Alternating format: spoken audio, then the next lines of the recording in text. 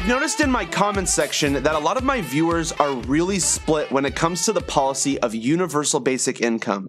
So I figured I should show my viewers a video from Andrew Yang himself explaining what universal basic income is, how it works, and how we pay for it. And then after the video, I want to discuss my view on universal basic income and a jobs guarantee. Take a look at this video and then we'll talk about it. Universal basic income is an idea that's older than America, where Thomas Paine was for it at the founding of the country, called it the citizen's dividend. Decades later, Martin Luther King Jr. was for it, and he championed it before he was assassinated in 1968. And Milton Friedman and 1,000 economists signed studies in the late 60s saying this would be tremendous for both the economy and society. It received so much support that it passed the House of Representatives twice under Richard Nixon in 1971. And the only reason it didn't become law was that Democrats in the Senate wanted an even higher income threshold. So a universal basic income has been with this country for a long time, and it actually became law in one state in 1982, where now every person in Alaska gets between $1,000 and $2,000 a year, no questions asked, from a petroleum dividend. It's wildly popular, has created thousands of jobs, has improved children's health, has decreased income inequality, and it was passed by a Republican governor who made this argument to the Alaskan people. Who would you rather get the oil money? The government who's just going to mess it up, or you? And the Alaskan people said us, and now it's so popular that a majority of Alaskans, which is a deeply conservative state generally, the majority of Alaskans said they would accept higher taxes to pay for this dividend moving forward. My plan, the Freedom Dividend, would pay every American adult starting at age 18 $1,000 a month or $12,000 a year. This would push every American adult to just below the poverty line, which is $12,770 a year right now. But this money would get spent in Main Street businesses, on car repairs, food and tutoring for your kids, the occasional night out, a hardware store. It would go right back into our economy and would create 2 million new jobs, would grow the consumer economy by 8 to 10%, would make our families and communities stronger, would improve children's health and nutrition, would improve everyone's mental health and productivity. It would decrease domestic violence and hospital visits. So universal basic income is a powerful policy that helps improve human welfare, and that's why I'm proposing it as the centerpiece of my candidacy for president. So the way I propose to pay for universal basic income is based on a problem we have right now in our country, which is that more and more work and value is getting sucked up and soaked up by a handful of technology companies.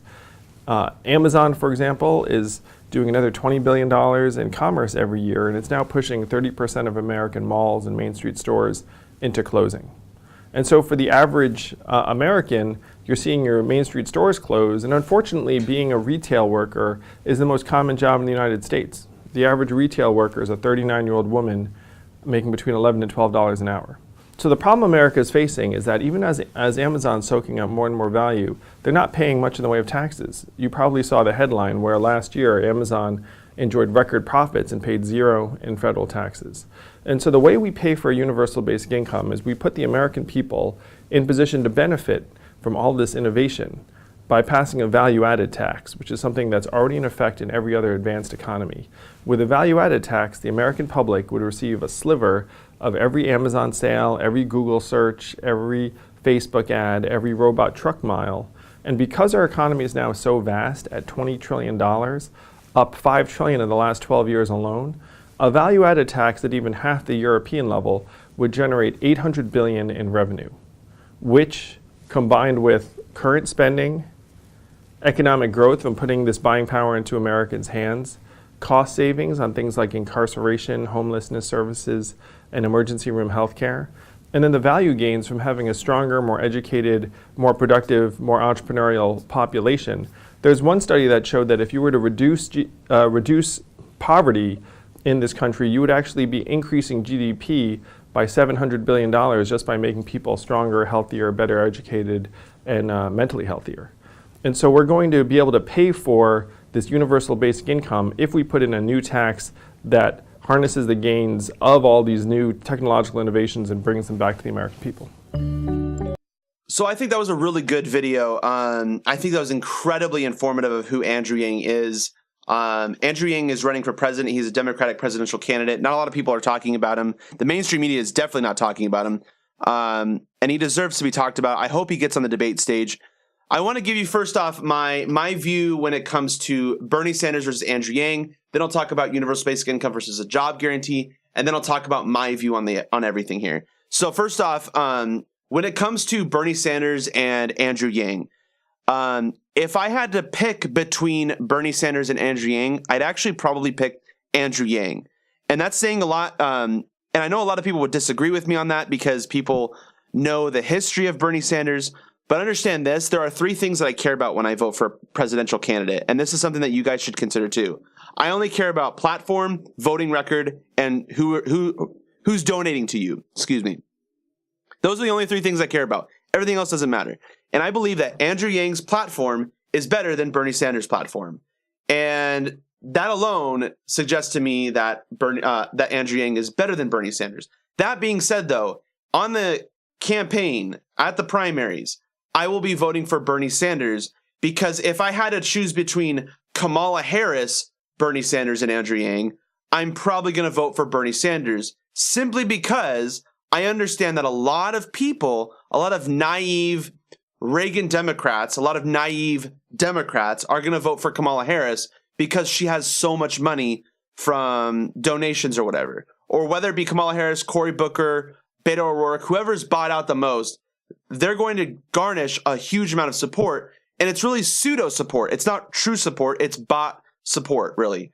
Now, the educated people are going to choose either Andrew Yang or Bernie Sanders, and if we split the vote, that's going to be dangerous, and it's going to provide an upper hand for people like whoever the establishment Democrat is.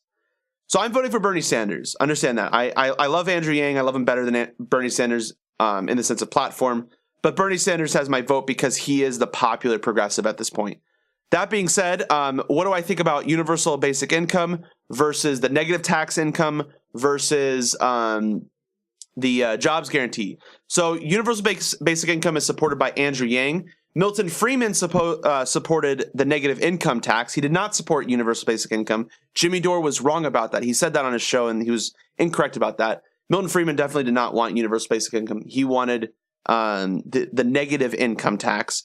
And then you have jobs guarantee, which is supported by Bernie Sanders. I like both the universal basic income and jobs guarantee. I think both of those are a really good idea. Jobs guarantee provides guaranteed productivity. So it provides an income. It's slightly similar to the universal basic income in the sense that everyone has the opportunity to get money. However, that being said, does it treat everyone equally? Like if we look at, for example, disabled people, are we going to truly increase the disability subsidies so that people who are disabled who can't work can get the funding that they would get if they were working? That would be my question to Bernie Sanders. I'm also wondering, like, does it help income inequality? Does it address income inequality? And my answer is yes, but I don't think it addresses it as much as universal basic income. And I think Andrew Yang made a really good point. This is something that Alaska does, guys. Alaska provides a petroleum basic income. Basically, the idea is there's a lot of people drilling for gas in Alaska, and they're garnishing a lot of profits up there. And so the conservative governor made a really good point. Do I give you money via government programs, or do I give you money just right off the bat? Just here's some cash. And the people said, let's just give them cash. And it's a popular program. You get $1,000, $2,000 a year, I think it is, which is pretty nice. It's a pretty sweet deal, and it does affect income inequality. That being said, however, I don't like how a lot of conservatives, and I don't know how Andrew Yang approaches this, but I don't like seeing universal basic income as a substitute for welfare programs. Because when you give people money, there is a good chance that they don't spend it well. Now, I shouldn't say there's a good chance. There's a slight chance that happens. And then what if they need food? What if they need water? Do we just let them die?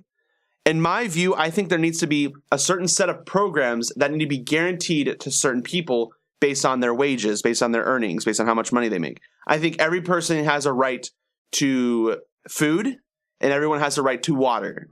Those should be human rights provided to every American. I believe every American has the right to Medicare, and so that's free healthcare. And if you spend your universal basic income money, I think that you should still be able to see a doctor and be able to go to an emergency room and be able to get treatment for your cancer, so forth. So there are certain welfare programs, public schools, firemen, police officers, so forth. I think they should be paid off by the government, even though you're giving a universal basic income. That being said, which one am I in favor in? Jobs guarantee or universal basic income? They both have upsides and they both have downsides. My answer is I like both. I would rather implement both. However, universal basic income, I would adjust a little bit. I'm going to go against the universal basic income in a good way, and I think you guys are going to like this. In my view, I don't understand why we would give, for example, Jeff Bezos $12,000 a year. I honestly think that you're literally just throwing away $12,000 a year. In my view, I think your income should be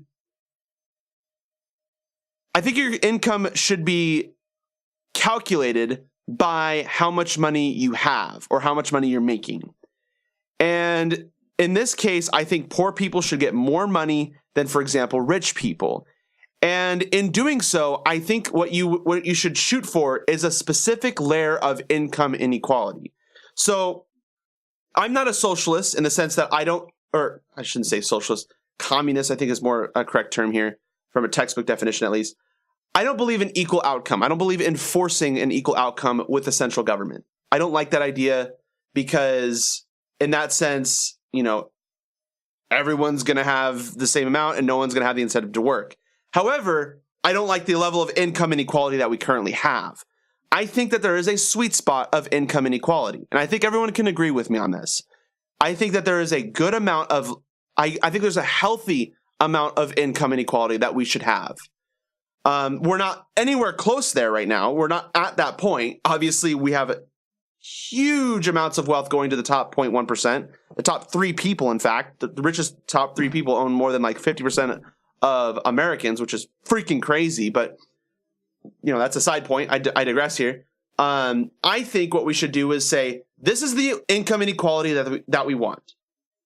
Let's shift this money this way.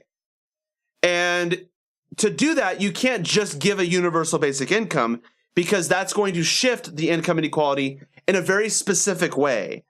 It might favor, for example, the middle class more than it would favor the upper middle class, or it might favor the lower middle class more than it favors the middle class. It's really difficult to describe. And so what you do is you say, this is the income inequality that we want, and then provide a basic income to all families according to that income inequality, so that at the end of your distribution, your freedom dividend, you have, poor families that are not poor anymore, but you don't have rich families getting $12,000 a year. I don't like that idea.